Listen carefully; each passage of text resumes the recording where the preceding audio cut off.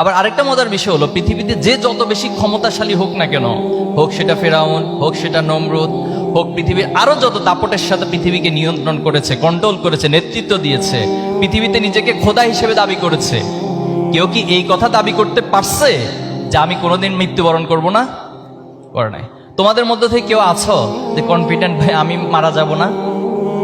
নাই, এটা পসিবল না। এটা ইউনিভার্সাল ট্রুথ যে আমাকে একদিন আমার লাইফের একটা এন্ডিং পয়েন্টে পৌঁছতে হবে।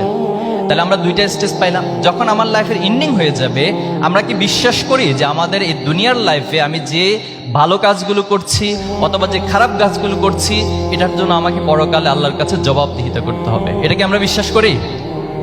বিশ্বাস করি। প্রত্যেকটা অ্যাকশনের একটা রিয়াকশন থাকে। তুমি যত ভালো কাজ করবা, এটা দুনিয়াতে যেমন তুমি ফিডব্যাক পাবা, আবার আখেরাতেও পাবা। আবার তুমি খারাপ কাজ করছো, হয়তো তোমার কাছে সাময়িক মনে হবে যে তোমার তো কোনো শাস্তি তুমি পাচ্ছ না, তুমি তো কোনো পানিশমেন্ট ন্যাচারালি পাচ্ছ না, কিন্তু তোমাকে অপেক্ষা করতে হবে। একটা টাইমের পর আল্লাহ তাআলা অবশ্যই তোমাকে একটা পানিশমেন্টের সম্মুখীন করবেন। এজন্য আমাদের এই তিনটে লাইফ নিয়ে মূলত আমার সংক্ষিপ্ত আলোচনা। এই তিনটে লাইফের আমরা এখন মিডল পজিশনে আছে। আগের লাইফটা নিয়ে কারো কোনো কথা নেই, এখানে কোনো হিসাব নিকাশ হবে না, এখানে কোনো জবাব দিতে হবে না।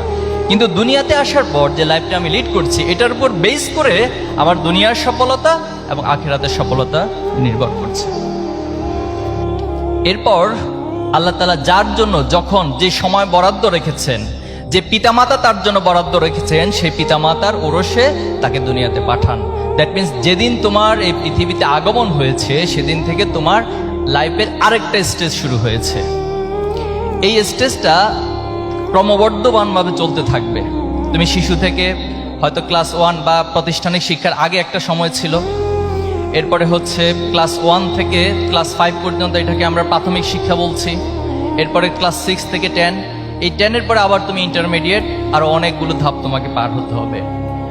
তো যে তিনটা লাইফের কথা বলছি, তুমি এখন মিডল পজিশনে আছো। এই লাইফটা কি শেষ হবে না আনলিমিটেড চলতে থাকবে? এই দুনিয়ার লাইফটা কি শেষ হবে একটা জায়গায় গিয়ে, নাকি আনলিমিটেড চলতেই থাকবে? একটা জায়গায় গিয়ে শেষ হবে। পৃথিবীতে দেখো, খুব মজার বিষয় হলো যে যত বড় হায়াতি পাক না কেন, হয়তো কেউ 1000 বছর হায়াত পেয়েছেন, অনেকে আরো বেশি পেয়েছেন, কিন্তু বাংলাদেশের প্রেক্ষাপটে এসে সেটা এখন 70 মোরলেস একটা জায়গায় এসে দাঁড়িয়েছে।